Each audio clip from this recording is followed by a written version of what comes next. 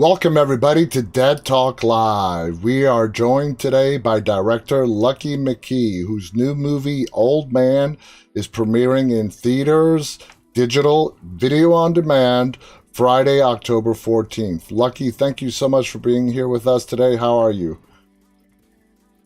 I'm doing good. Thanks for having me. Are you I'm excited about... excited. I have a movie coming out this Friday. That's All right, exciting, all right? right, come on. It doesn't get any better than that. All right, Yeah, yeah. yeah. It's a privilege. Yeah. So let me ask you, when you got the nod to direct Old Man, was Stephen Lang already attached to the film?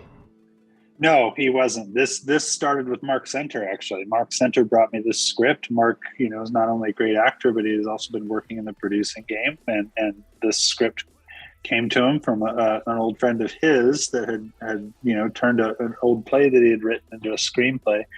And Mark and I had, for many years I had produced a film. When I first met him, I had produced a film called The Lost, the Jack Ketchum adaptation that he was the lead in. And ever since then, we had always really, really wanted to connect on something as as director and actor. We dabbled a little bit on this anthology film, Tales of Halloween. He played a husband character for me, but we never had that chance to have like a full meal of a feature together. Mm-hmm. And Old Man just seemed to kind of present that opportunity, and slowly but surely we started putting all the right pieces together. And once it came down to like who is the old man going to be, we went through the typical lists of names and all that kind of stuff. And Stephen Lang just turned out to be the perfect fit. Absolutely, absolutely. Now, Yeah, the yeah. script is written by Joel Vake. He Joel wrote Joel Veach. Yeah, Veach. Joel Sorry, Veach. Yeah, Joel yeah, Veach wrote yeah, the script. Did you work with? Because you're also a writer yourself. Did you and yeah. Joel work together to polish the script, or was it all 100% Joel? Well, it's the script is 100% Joel, but my my biggest fear, but also the thing that really pulled me to the material was like, okay, how are we going to make it captivating? Two men in a cabin for 90 plus minutes. So about a month before we started prep, once we knew the film in Pinocchio terms was a real boy, so to speak, it was something that was definitely going to happen.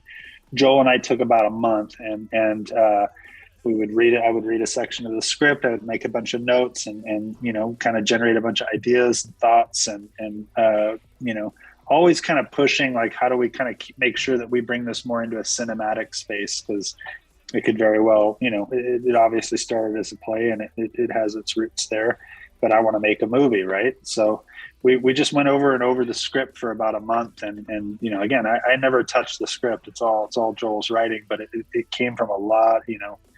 We really, really brought the material to like a whole new exciting place, just kind of going back and forth, and me kind of giving him my perspective as a director and just saying, well, yeah, I mean, like, that's a long run of expositional dialogue right there. How about we do it, in a visual way? And we'd start talking about ways of doing that. We just came to a great place by the end of that process. Now, you mentioned this was a play, and it's weird because as I was watching the film, I'm like, I was actually wondering, this would be a great 1 to 2 person Broadway play Oh because yeah, it's totally. carried entirely by Stephen. Then Mark, of course, as well, does a great job Yeah, to help Stephen out. Now, yeah. is that done often where a movie script is written for it to be a show play, but it just works better as a film? What's your experience with that when it comes to writing? Well, I know so little about the theater. Actually, I've never really dabbled in theater. It's never really had a pull with me. Uh, so I don't really know. I mean, all I know is just kind of this specific case. I mean, obviously, a ton of great plays have been made into films. I mean, one of my favorite writers of all time is Tennessee Williams. Yeah, And so many of his great stage productions, found their way into the film world and became some of my favorite films as well. absolutely. So Now, moving on to Stephen Lang, he is just an amazing actor. I mean, what more can you say about Stephen? His he really is. character in Old Man at some points resembles his character in Don't Breathe. Is that because there are just some similarities to the two characters, or was it your choice for him to sort of bring that out. That's just my interpretation. It doesn't mean it actually happened or Yeah, not. I can see people making that association. I think they're very, very different types of films. Like what makes their motor run. I think the connection that people are projecting onto the connections that people are projecting onto it are that's on the audience. That's not on me. And I think that obviously the common factor here is Stephen Lang. Yeah, absolutely. His approach to things. But it's a very I can see the similarities that people are talking about, but I'm not ultra familiar with the Don't Breathe movies. I haven't seen the second one yet, and I saw the first one when it was in theaters. I think Fede Alvarez is a fantastic filmmaker. I think his Evil Dead remake is like one of the best horror movies of the I last agree. 10 years or so, just balls to the wall, like a real horror movie. And I thought Don't Breathe was a really, really fun follow-up. But yeah, there was nothing conscious Okay. on my end. Nothing conscious on my end to make a connection between the two. Now, shooting the film, any film, with a limited cast in a single location, for our audience watching, those who are not filmmakers, they would assume that it's a lot less challenging as having to work with a big cast, having to go to multiple locations. Describe the differences. This film is contained into a single cabin. Stephen Ruiz is the primary character. What was it like? Well, it's almost more difficult, Hmm. in terms of your flexibility in the edit, is just one example. This is a movie that primarily takes place in real time. One thing leads to the next. And, there's no cutting ahead to anything. There's no cutting the dull bits out. There's all, obviously when we got to the edit, we found ways to compress here and there and modulate the pace and everything. But working in real time is a real challenge. Working in a single location is a tremendous filmmaking challenge. How do you keep something captivating without your stylistic notions getting in the way of Yeah. these great performances that are going on? So I studied the masters. If you look at what Sidney Lumet does in a film like 12 Angry Men, you don't realize how much that movie is transforming visually over the course of it, right? Yeah. The movie starts off, but if you take a step back from it and you really start analyzing it, you realize, oh, wait a second. The beginning of the movie, everything's shot on long lenses, and slowly but surely over the course of the movie, the lenses get Yeah. wider and wider and wider, and there's more depth, and it kind of sneaks up on you in a very, very kind of like sneaky subconscious way, So those techniques are something that we pulled from, and then also just constantly challenging ourselves to keep changing it up visually, and kind of just always making sure that whatever we were doing visually was at the service of what was going on in the given dramatic moment. That's great information. Thank you for sharing that. Now, going to the Yeah. limited cast with Steven and Mark being the two primary players on the screen, you got to have a lot of trust in your performers, your actors, to carry the film. Was that ever an issue when it came to Steven and Mark? Once they were cast, you knew you had all the trust in the world that those two can pull this thing off. Yeah, absolutely. And then, can you still hear me? One of my Yeah, little yeah, yeah. earbuds. Okay. Um, that's where rehearsal was really crucial. Early on in the preparation of the film, a few weeks before shooting, we would get on Zoom. It was heavy COVID times. This was January, February, 2021. So we were very much working in a bubble, and it was, there was no vaccination yet. So Yeah. it was just what it was. That was the way we had to work. So all of our rehearsals took place on Zoom. But that's where we really cracked a lot of everything, and that's where I really gained a lot of confidence about what the film could be, and it gave me a lot of confidence on what those guys were going to do. So by the time we showed up on set, I was very confident with the choices they made, the approaches they made to the characters. Mark really, really found his character's voice during that rehearsal Mm, process. And then, again, like I was saying about Slang, he has such a tremendous his feet firmly planted in the theater world, and he'd done so many plays over the years, and that's a whole different mindset than film acting. It's not just about memorizing your few lines or a few yeah. scenes that you have to do on a given day. It's like these guys could memorize a whole script and they could go plug into it wherever they need to. And they also had the ability, Mark had this ability as well, is to do 10-minute, 12-minute runs of dialogue, without cutting the camera. And you start getting really organic performances that way, because they can stay in it for so long. You're not calling cut every 2 or 3 sentences or every little moment or whatever. And I think we got really, really good, exciting performances that way. Absolutely. Now let's go a little deeper into Steven's character, who's just called the old man. Yeah. He has the maturity of a little child. Now, in your opinion, and this is again going to be left up to the viewer's opinion, is that something that is out of his control, or is it the result of living a lifelong with guilt on his conscience and with his demons? It's very much a story about a man that's been consumed by his own guilt and regret, and I think that, for me personally, he represents a big fear that I think a lot of us have, is are we going to end up alone talking to ourselves? Yeah. Are we going to, or are we going to act in a way, or pay penance, or ask for forgiveness for bad things that we've done, or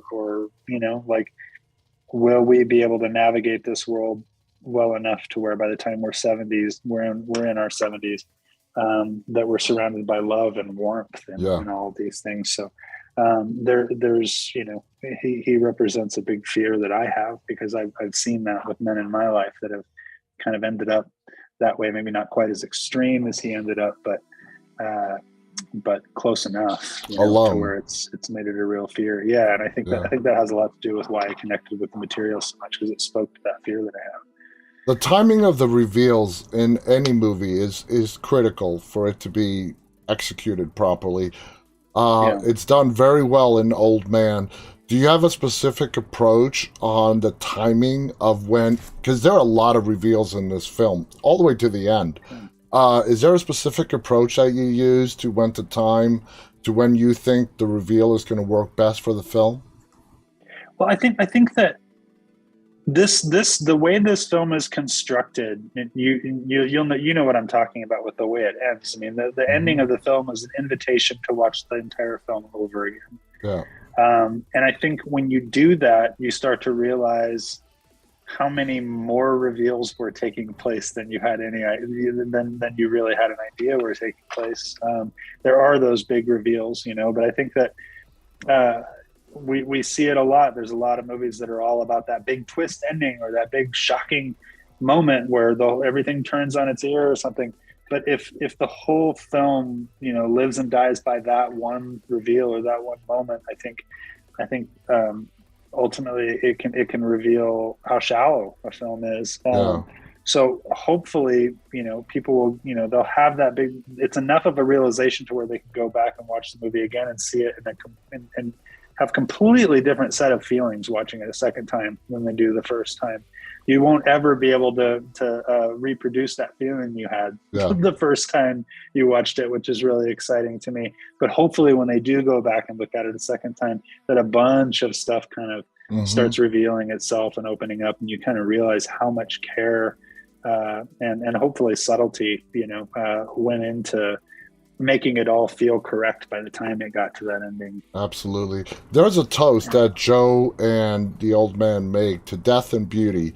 The reason why I bring it up is because it's mentioned again towards the end of the film. Is there any kind of significance to that toast? Well, yeah. I mean, that's it, right? I mean, like that's nature and that's life, and that's it's our existence is at once beautiful and terrifying, and the biggest fear of all is death, and how it's going to come, and what the circumstances will be. Will it be a surprise, or will it be something that we know is coming? And I also think that if you've ever lived long stretches of time isolated in the middle of nowhere and are kind of closer to nature in that way, you realize that there is a beauty in the way nature works, and that it's really easy for human beings to forget that they're a part of all of that. We have the fortunate and yet unfortunate ability to be conscious of a lot more than the other creatures on this planet are capable of, which is a blessing and a curse at the same time, and that duality I think is really fascinating. Now, the ending was just so perfect, how it ties into the whole film. As far as you know, was that just the ending? Were there any other endings that were discussed or toyed around with, or was it that was it? It's perfect. Let's not mess with it. It was always that was always the ending from the very beginning. And I think that sorry, there's someone's building a set out here in our shop. Yeah, I mean that ending was there from the very beginning, but then the big part of working over the script and building the way the film kind of functions and everything was just making sure that we earned that, and that felt that didn't feel like it came completely out of left field, that it was a reveal that was like, oh yeah, that this now everything, it kind of locks everything together in your head. Absolutely. Now, you wrote and directed the very successful 2002 film May. Would you say, looking back now, that was your big break in entertainment? Oh, of course. Yeah, absolutely. May's what I haven't had to do any other. I haven't had to get a day job since I made May. I've been able to do nothing but concentrate on making things up since I had the opportunity to share that with everybody. So that movie, I owe everything to that movie. It was kind of a way for me to it was my first kind of scream, my first kind of scream out to the world, like, here I am, and the movie even starts off with a scream, which I think is pretty appropriate. Like, okay, we're going to be dealing with a lot of pain and a lot of feelings here. I hope you're ready for this. Yeah. We're almost out of time, but I want to ask you one final question. The film, like we said in the beginning, is being released October 14th. There are a lot of horror movies coming out October 14th. Most notably, of course, is Halloween Ends. Sure. Does that worry you at all that this is coming out in theaters? No. I mean, no, it doesn't. It doesn't worry me at all. Halloween is a completely different sort of headspace and a completely, it's just a completely different beast. I think there's room for all of that. Mm-hmm. I think there's room for all different types of dark films. No, there's plenty of room for everything, and if the movie is any good, it's not about the opening weekend. It's not about its initial release or anything. It's like May here. Exactly. It's like over people time. are still talking about that movie 20 years later. People are still finding that movie and connecting with it, which is really great. It's like the goal is to create something that has staying power. How many movies have been released that have gotten trashed by critics? And you know what? I always tell people a lot of most of my favorite movies. Yeah, actually, I always tell people history is the best judge of how good a film is. Over the years, word of mouth and so on. Yeah, for me, it just has to do well enough so I can make more. That's all. That's the only requirement here. Absolutely. If it's a big sensation, that would be great. But absolutely, it's not something I'm holding my breath for. Lucky, I just hope it connects with the right people. I want to thank you so much for coming on here. For everyone, again, the film is called Old Man. It is coming out to theaters, digital, and video on demand. I'm assuming Shudder as well as also video on demand. I don't know where. Yeah, it is an RLJE film, and those all go to Shudder. I'm sure it'll end up on Shudder. Absolutely, so check out one of AMC's. You guys are gonna love this movie. Please check it out. You won't be disappointed. Stephen Lang's amazing. Lucky did a great job directing this film. It's gonna keep you captivated and guessing the whole way through. Lucky, thank you again so much. I want to thank our audience who have tuning in to watch this interview. On behalf of Lucky McKee and myself, stay safe, and until next time, guys, stay walking. Bye-bye.